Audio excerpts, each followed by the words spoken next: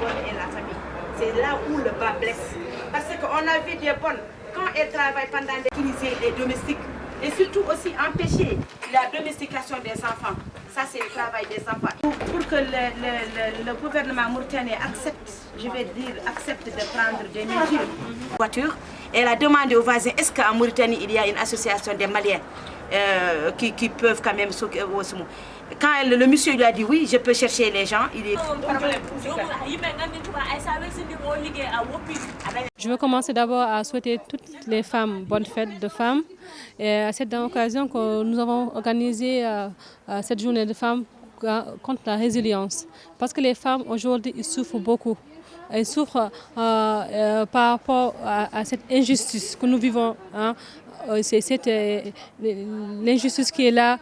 C'est pour ça qu'on a parlé aussi,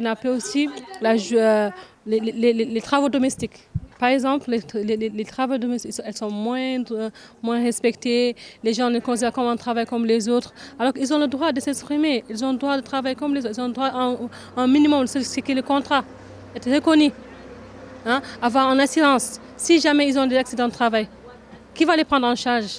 Elles sont payées 30 000, 35 000. Ce n'est pas des salaires.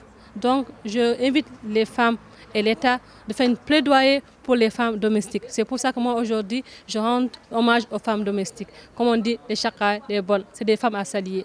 Hein? Nous, aujourd'hui, on est dans nos bureaux, on est dans nos projets, alors que c'est eux qui éduquent nos enfants, c'est eux qui s'occupent de nos maisons. Donc, on a le droit à les rendre l'hommage. Moi, je les salue. Toujours, parce que moi, depuis 2 ans, je travaille beaucoup avec la communauté malienne.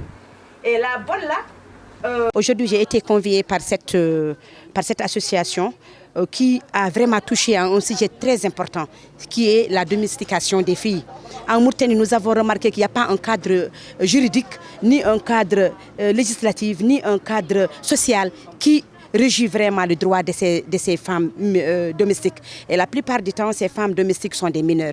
Et nous avons remarqué qu'elles subissent beaucoup de violences, à commencer par le fait de les accuser de viol, de n'importe quoi. Raison pour laquelle, et aussi le SMIC n'est pas respecté, leur salaire. Il y en a qui, aujourd'hui le SMIC est 35 000, il y en a qui touchent, la plupart aussi 99% touchent au-dessous du SMIC. Raison pour laquelle il n'y a pas vraiment un cadre qui fait que ces domestiques sont respectés.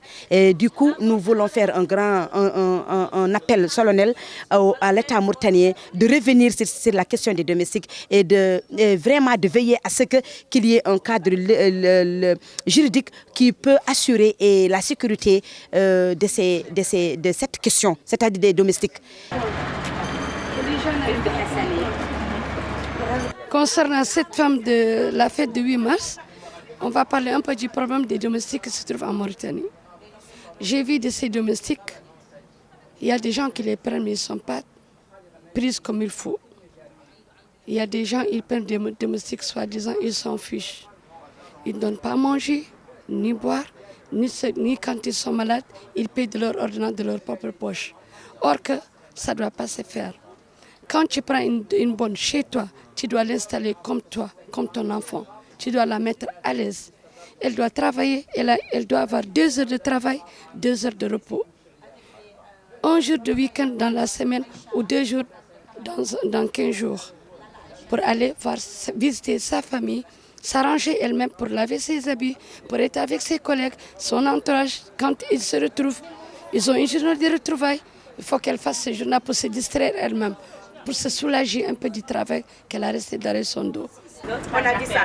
Donc il faudra que cette thématique soit prise en compte. Il faudra faire beaucoup de plaidoyer.